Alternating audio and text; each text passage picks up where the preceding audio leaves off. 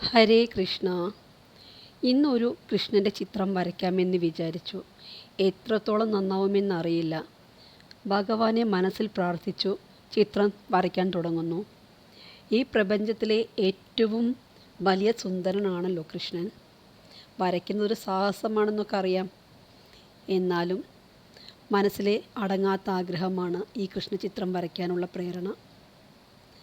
കൃഷ്ണൻ്റെ സുന്ദര രൂപം കാണാൻ ആഗ്രഹമില്ലാത്ത ആരെങ്കിലും ഈ ഭൂമി മലയാളത്തിൽ ഉണ്ടാവുമോ? സുന്ദര കൃഷ്ണൻ്റെ സുന്ദര രൂപം കാണാനും വർണ്ണിക്കാനും ആ വർണ്ണന കേൾക്കാനും ആഗ്രഹിക്കാത്തവരായി ആരും തന്നെ ഉണ്ടാവില്ല അല്ലേ?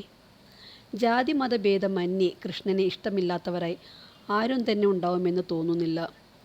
ഒരിക്കൽ അറിഞ്ഞു കഴിഞ്ഞാൽ പിന്നെ മനസ്സ് കൃഷ്ണനെ അന്വേഷിച്ചു കൊണ്ടേയിരിക്കും. ഒരിക്കൽ എനിക്കുണ്ടായ ഒരു അനുഭവം ഞാൻ അവസാനം പറയാം ട്ടോ. ഇനി ഇങ്ങനെ പറയുമ്പോൾ എനിക്ക് അങ്ങനെയൊന്നും തോന്നിയിട്ടില്ല എന്നു പറയുന്നവർ അവർ കൃഷ്ണൻ്റെ ഭക്തരല്ല, മറിച്ച് കാര്യം നടക്കാൻ മാത്രം ഭഗവാനെ വിളിക്കുന്നവരാണവർ. അതൊക്കെ പോട്ടെ, നമുക്ക് കാര്യത്തിലേക്ക് വരാം. ഗന്ധർവന്മാരാണത്രേ ഈ ലോകത്തിലെ ഏറ്റവും വലിയ സുന്ദരന്മാർ. സൗന്ദര്യത്തിൽ ആ ഗന്ധർവന്മാരെ പോലും കടത്തി വെട്ടുമത്രേ കൃഷ്ണൻ. അപ്പോൾ എന്തായിരിക്കും കൃഷ്ണൻ്റെ ഒരു സൗന്ദര്യം? ആലോചിച്ചു നോക്കൂ. ഒരു തവണ ആ കന്ദർപ്പകോടി സുന്ദരനെ കണ്ടു കഴിഞ്ഞാൽ ആ സൗന്ദര്യത്തിൽ മയങ്ങിപ്പോവും. അതൊരു ചിത്രമാവട്ടെ, കൃഷ്ണവിഗ്രഹമാവട്ടെ, ഒരു ചുവർ ചിത്രമാവട്ടെ, വെറുതെ ഒരു പേപ്പറിൽ ഒരു കൃഷ്ണരൂപം ഒന്ന് കോറിയിട്ടാൽ പോലും ആ കൃഷ്ണചിത്രം നമ്മുടെ മനസ്സിനെ വല്ലാതെ അങ്ങ് ആകർഷിക്കും. കുറച്ചു വർഷങ്ങൾക്ക് മുമ്പ് എനിക്കുണ്ടായ ഒരു അനുഭവം പറയാം. ആ സമയത്ത് ഞങ്ങൾ നാട്ടിലായിരുന്നു താമസം. അവിടെ ഞാൻ ബിസിനസ് നടത്തുന്നുണ്ടായിരുന്നു.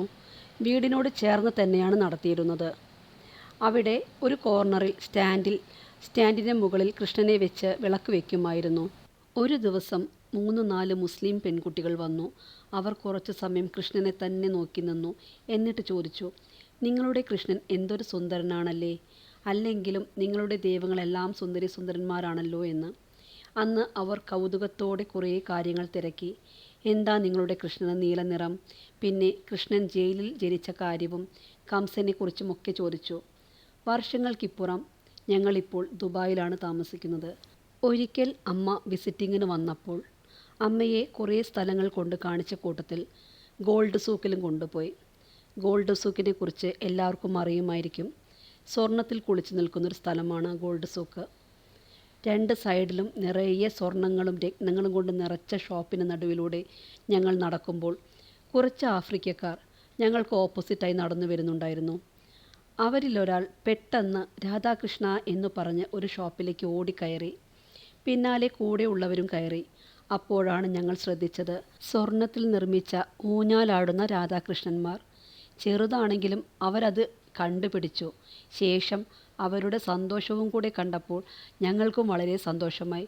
നമ്മുടെ രാധാകൃഷ്ണന്മാരെ അവർ ഇത്രയും സ്നേഹിക്കുന്നുണ്ടല്ലോ എന്നോർത്തപ്പോൾ.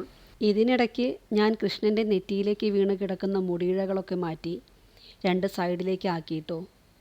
ആദ്യം വിചാരിച്ചു കണ്ണൻ്റെ മുടി യശോദാമ്മ കോതിമിനുക്കി മാലകളും പൂക്കളും കൊണ്ട് അലങ്കരിക്കുന്നത് പോലെ അലങ്കരിക്കാമെന്ന്. എന്നാൽ അതെല്ലാം പോക്കി തലപ്പാവാക്കി. നെറ്റിയിലെ മുടിയൊക്കെ മാറ്റി തലപ്പാവ് വയ്ക്കൂ എന്ന് ഭഗവാൻ മനസ്സിൽ തോന്നിച്ചു. ഇനി കൃഷ്ണൻ്റെ കണ്ണുകളാണ്. താമര ഇതൾ പോലെയാണ് കൃഷ്ണൻ്റെ കണ്ണുകൾ. കറുത്തു തിളങ്ങുന്ന കൺപീലികളാൽ സുന്ദരമായ, ആരെയും ആകർഷിക്കുന്ന കണ്ണുകൾ. കരുണാർദ്രമായ നോട്ടത്താൽ ഈ ലോകത്തെ ആകമാനം തണുപ്പിക്കുന്ന കൃഷ്ണൻ്റെ താമര കണ്ണുകൾ.